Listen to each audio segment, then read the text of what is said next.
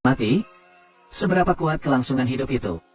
Karena dia ingin melarikan diri dari pengejaran, gadis menyeberang jembatan. Sebuah peluru mengenai punggung gadis itu.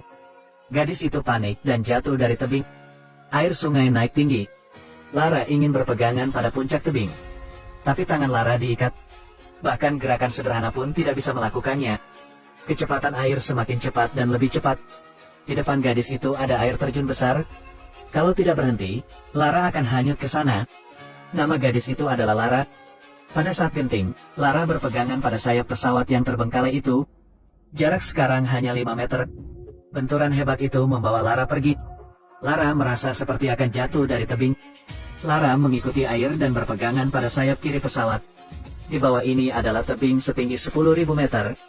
Jatuh di sana dianggap mustahil untuk hidup. Lihatlah ke bawah ke jurang di bawah kaki Anda. Keinginan Lara untuk hidup berkobar. Gadis itu menarik napas dalam-dalam. Kemudian regangkan kaki Anda ke atas. Gadis yang lelah itu naik ke sayap. Belum menunggu Lara pulih, sayapnya berderit lagi. Sayap mulai patah. Lara menahan napas dan perlahan berdiri. Jika gadis itu ragu-ragu, dia akan mati. Setelah Lara mengatasi sayap yang patah, sisanya jatuh bersama air. Lara menempel di tubuhnya, menyelamatkan nyawanya. Gadis itu dengan cepat naik ke dalam.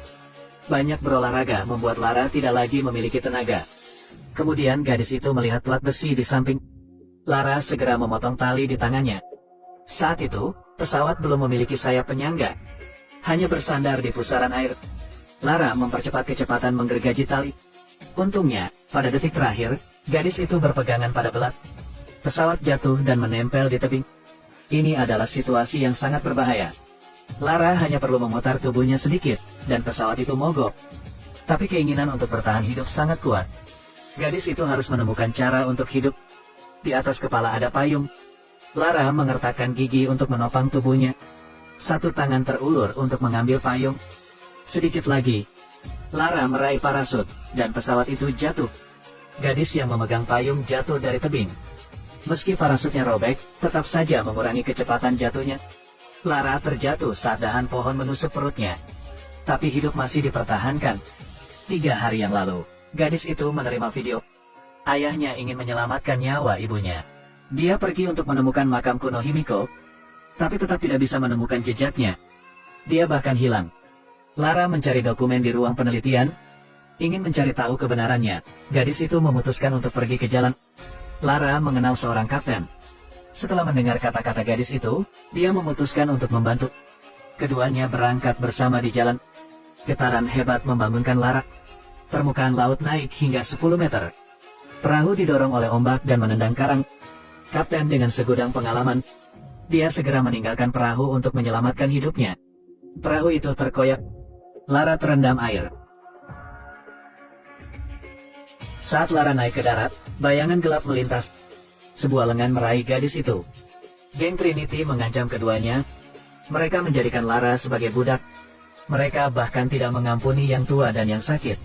Atau jika tidak layak, akan segera ditangani. Keluar dari sini secepat mungkin. Kapten mengoreksi waktunya. Dia mengambil sekop dan memukul salah satunya. Keduanya panik lari dari sana. Pria itu dengan cepat mengejar Lara. Lara lolos dari peluru orang lain. Tapi tidak ada jalan di depan. Keinginan untuk bertahan hidup adalah dengan menyeberangi jembatan ini. Sambil lewat, 10 lainnya juga mengejar. Dia melepaskan satu tembakan. Lara jatuh. Melayang bersama air, gadis itu putus asa. Naluri bertahan hidup adalah menyelamatkan diri sendiri. Lara menemukan parasut di dalam pesawat. Kemudian berhasil mendarat. Gadis itu menarik cabang dari set. Pergi ke pantai untuk melihat pulau dengan jelas. Ini adalah pulau tempat Himiko disegel. Malam tiba, Lara berjalan melewati hutan. Gadis itu samar-samar melihat sosok. Itu ayahnya. Tapi anehnya, dia selalu menghindari Lara. Ternyata dia menemukan kuburan Mihiko. Karena ingin melindunginya, saya tidak berani bertemu Lara. Jadi dia ingin dia tahu. Sebelum ayah saya memasuki gua, Tritunggal sudah lama menunggu di sana. Lara baru saja tiba tepat waktu. Untuk membuka mekanisme makam, Vogel mengancam ayah Lara. Tanpa pilihan, gadis itu harus menggunakan bantalan. Pintu depan makam kuno terbuka. Setelah sekelompok orang masuk, Makam berusia 1000 tahun itu muncul di hadapannya. Makam Himiko telah ada selama ribuan tahun. Mayat setelah terpapar udara, Himiko langsung cacat. Vogel mengira dia bisa menemukan sesuatu yang berharga. Tapi tak terduga, saat mereka mengangkat mayat itu, Himiko duduk. Semua orang sangat ketakutan. Vogel tiba-tiba tertawa. Karena dia menemukan, di bawahnya ada sebuah mesin. Segera dia tidak bisa tersenyum lagi. Ketika seorang pria baru saja menyentuh tubuh, lengan mulai menimbulkan korosi. Kemudian sebarkan di sepanjang lengan. Seluruh tubuh segera terkorosi. Dia benar-benar kehilangan akal. Dia mengangkat senjatanya dan menembak dengan liar. Saat itu Vogel memberinya suntikan. Dihadapkan dengan mayat yang begitu berharga, Vogel ditutup matanya di kedua matanya. Dia memotong satu jari, lalu memasukkannya ke dalam sakunya. Richard tahu bahaya mayat sangat kuat. Konsekuensinya tidak terbayangkan. Mata ayah dan anak itu saling bertemu. Gadis itu segera mengambil sekop, langsung memotong pistol yang dikenakan di bahu. Richard mengambil kesempatan untuk mengambil jari, menembakkan satu tembakan ke Vogel. Pada saat ini, seseorang melihat hantu memanjat di atasnya. Setelah menyelesaikannya, dia terinfeksi. Lara dikejar oleh Trinity. Gadis itu memanfaatkan medan makam untuk melarikan diri dan tangani nama-nama lainnya. Richard tahu situasinya dengan baik. Dengan sadar ia berusaha mengingatkan Lara, hentikan Vogel dari mengeluarkan Himiko. Jika tidak, umat manusia akan binasa. Lara sangat sedih, tidak akan melupakan nasihatnya. Ketika Vogel hendak meninggalkan tempat ini, Lara berdiri di depannya, menendang wajahnya dengan keras. Usai tendangan itu, Vogel langsung takluk. Lara mengambil jarinya dari sakunya. Lara kemudian memasukkannya ke dalam mulutnya. Vogel langsung cacat. Tapi tanpa menunggunya, gadis itu menendangnya ke bawah tebing. Sekarang Richard dengan tenang mengeluarkan bomnya. Seketika itu juga terjadi kebakaran hebat. Makam berusia 1000 tahun itu meledak. Lara memegang peralatan mendaki.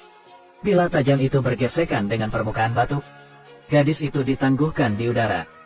Tapi Lara tidak menyerah. Gadis itu menunjukkan kekuatan lengannya. Akhirnya bisa memanjat wall. Lara menempel pada sebuah mesin.